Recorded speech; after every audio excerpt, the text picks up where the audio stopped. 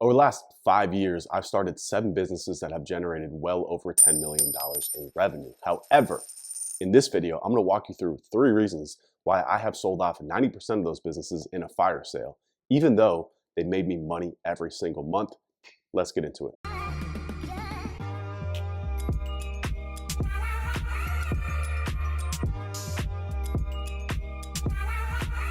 Some of you who've been following me for a while, I appreciate it, have actually seen the process of me building and selling some of these businesses right here on this YouTube channel. If you scroll back, you'll see businesses where I talk about Laces Out, which was an e-commerce store that sold shoelaces to Sneakers Head. You saw me talking about the process of building that and also selling that.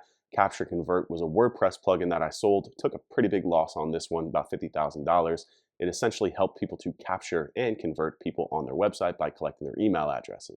I also had a Facebook group that had about 12,000 members that I sold for about $10,000. It just took way too much time and energy to maintain and also did not map directly to our core offer. I've also been selling off blog posts left and right, ones that also did not map to our core offer, but had a ton of value in terms of traffic and links to other businesses. So why am I selling these businesses that I worked so hard to build that generated profit and income for me every single month? Well, the first reason and the most important one is focus. You see, starting a business is not like investing. You cannot diversify your attention. We have been conditioned to think that we have to do more to make more. Like literally, when you scroll down social media, all you see is people living their best life, showing off their successes, and it creates a void inside of us that makes us feel like we have to do more. Oftentimes, as entrepreneurs, this means starting something without seeing the current thing through. And based on over a half century of cognitive science and more recent studies on multitasking, we know that multitaskers do less and miss information and are much less productive than people who focus. You cannot do multiple things at a time. You are not a computer. Studies show that when you try and do 2 things at once, like respond to a client email while working on a financial spreadsheet, your efficiency can drop by as much as 40%. You see, our brain chooses which information we want to process. For example, if you're on a Zoom call with a client and you're also trying to, again, fill out a spreadsheet or write an email, you literally hear less of what the person is saying. And if you ask my wife, she'll tell you the same thing because it drives her crazy. When she calls me, I'm on my computer, I'm just like, and I literally can't hear what she's saying. On top of that, though, I think this is what everyone underestimates. It takes an average of 15 minutes to reorient to a primary task after a distraction such as an email or a phone call. That, to me, is the biggest thing that we as humans way overthink. We try and break our days up into 2 hours on this, 2 hours on that, etc. But we aren't wired to work like that. You don't just switch over magically. It takes time, it takes focus, and it takes energy to actually be productive. So when you're working on multiple businesses or multiple projects that are requiring you to reboot, you're burning your energy. So when you look at a business like Laces Out that was netting me $10,000 per month, it might seem like a dumb idea to sell it. And I only sold it for 100 grand. So I sold it for less than a year's worth of profit, which is a fire sale for a business like that. However, the amount of time that went in to maintain that $10,000 a month was stopping me from working on businesses that could generate $100,000 a month, $1 million a month, $10 million a month. That business was capped. And it forced me to learn that you have to think bigger. I know you hear this all the time, but it's true. You only have so much time. It takes the same amount of time to build a $100 million business as a $1 million business. So why waste your time on the smaller business? Stop thinking small, think bigger. So when you put this into the context of side hustles or maybe that client that you took on who's taking way more of your time than you thought would, this is your sign. Fire that client. Drop that side hustle. Stop piling more shit onto your plate. It is not worth it. You are not Elon Musk. Sorry to tell you. Focus. Make your main thing the main thing and nothing else. Reason number 2 why I have been fire selling assets is cash. I sold these businesses for cash payments only, a simple transaction just to get my capital out of them. Going through this process, especially when you combine it with the learnings that I just talked about in terms of energy and focus, I finally realized I needed my money to be working for me. I don't want to be working for my money for the rest of my life. If 100% of your income is reliant on you working hours or input for it, you'll never really make that much. You're going to be capped at how much you can make. I'm not trying to be working my balls off until the day that I die, hustling shoelaces and selling them for $2 a piece. So every single dollar that I made from selling those businesses was reinvested into another asset class, which for me is real estate.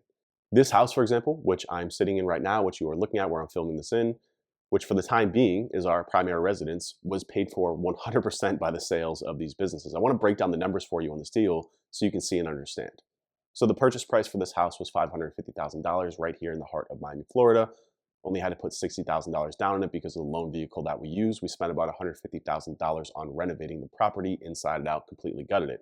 The current value of the house, if we wanted to sell, is $1 million right now. We could sell this house for $1 million right now. However, I have no desire to sell this house and probably will never sell this house. Now, look, I know if you pay attention to Grant Cardone, he tells you that the house you live in is not an asset. However, I don't look at it that way. I look at it as the money that I put into this house has grown because the market's grown because we improved the property. And we're now in a position to refi the house and take out about $100,000 in cash. So out of the 200 or so that I put down, I'm getting half of that back within 2 years. And now I have an asset that's appreciated way more than the money that I put in. And on top of that, due to where I live here in Miami, short-term rentals are huge. We could also long-term rental this house. If I wanted a long-term rental this house, we could get about $10,000 a month. If I wanted a short-term rental this house on Airbnb or VRBO, we could probably get anywhere from $15,000 to $20,000 per month off of this house. Now, if I take that cash flow and then apply that back to something else, like my Laces Out business that was making me $10,000 a month, to me, it becomes a no-brainer. I don't have to work for this stuff. Yes, I had to put time and energy into renovating this house. However, I kind of enjoyed it. And also, it's a completely different type of energy and a completely different type of focus. I just have to bitch out a contractor to get stuff done instead of trying to wrangle 10 people on my team to get stuff done and worry about culture and motivation, all those different things as well, not to mention my skills and expertise that I would have to put in to build the business. A house appreciates based on the market, and luckily I live here in Miami where the market is on fire. So again, if I take the cash flow from this house, I can then go buy a primary residence or rent a primary residence and now have an asset that's growing and appreciating. I mean, that's actually my wife and I's wealth strategies. We're going to basically keep buying and renovating houses and turning them into short and long-term rental properties. So now we have assets on our books. We're actually building wealth while we're generating passive income as well from the rent on those properties. So again, instead of my direct input and energy needed to build a business, I can take my capital and put it somewhere else. And yes, it does require capital. It requires money to do this. However, I built the income streams to do that from my businesses. Now I'm seeing the bigger playing field. Now I'm seeing it from a different point of view. Now I'm seeing it how wealthy people see it as well, which is when it comes to your growth as a professional and entrepreneur, there's really 3 tiers that you want to focus on and understand. Number 1 is income. Number 2 is investment. Number 3 is impact, right? So the businesses that I have, the ones that I want to focus on are how I generate my income. But if I try and spread myself too thin, that income just becomes a nightmare and I'm literally killing myself to get it. Instead of focusing in on assets and my businesses that drive the most income for me and then taking that income and investing in other assets, that's the investment part. And then the third part, which I'm not at yet, is impact. Taking my time and giving it back for a better cause, helping other people grow, helping other businesses, helping people live a better life. That comes after you've achieved a certain level of personal wealth and income that you can then give back and do such. So the point I'm trying to make here is now that I'm focused on growing a singular business model here at my agencies, I have my income figured out. Like I said, for me, it's real estate. My vision is clear on that now because I've cleared the headspace and time to learn about these investment vehicles. Now that I have the income, I can actually invest in it. But you can't invest until you get your income straight. And if you're spreading yourself too thin, trying to do a million things instead of focusing on the main thing, making that main thing the main thing, you're never going to get your income right, which means you're never going to get your investments right, which means you're never going to reach that level of wealth that you probably want to get to in life. The final piece of this equation is vertical integration of the companies that I have. So for the record, I still run 2 companies. I have Webbers, which is a digital agency specializing in SEO. I also do some marketing consulting for some large brands through there. And I have the Blueprint Training, which is a consulting company for agencies. Now, while it might seem like I'm going against my own advice, I'm actually not, because these 2 companies are essentially selling the same product, just to a different customer base. So at Webbers, we sell a productized service to software companies, helping them to get more customers, mainly SEO. At the Blueprint, we teach this exact same process, literally verbatim, to other agencies. So our product is that process. My focus is on maintaining, improving, and hiring around that process to ensure that our customers are growing with it.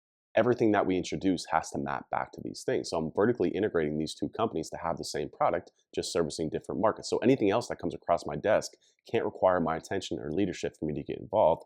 And that's where so many people get lost. They get bogged down in opportunities or shiny object syndrome, chasing something down, when if you just take that time and energy and apply it to what you already have, it will grow so much faster. So that's all I got for this week's video. As always, if you enjoy it, please like, subscribe, drop me some comments down below. Let me know where you're at. Let me know how you feel about this. If you want to go back and forth in the comments, I'm here for it. I'm all about that life. So leave me some hate and I'll fire back. And I look forward to talking to y'all soon. Peace out. Hey, real quick, make sure to subscribe and hit the notification bell. I post weekly content only for my subscribers, like links to my private Slack channel, office hours, and free access to marketing templates and tools. So if you don't want to miss out, make sure you hit that subscribe button and the little notification bell. That's it.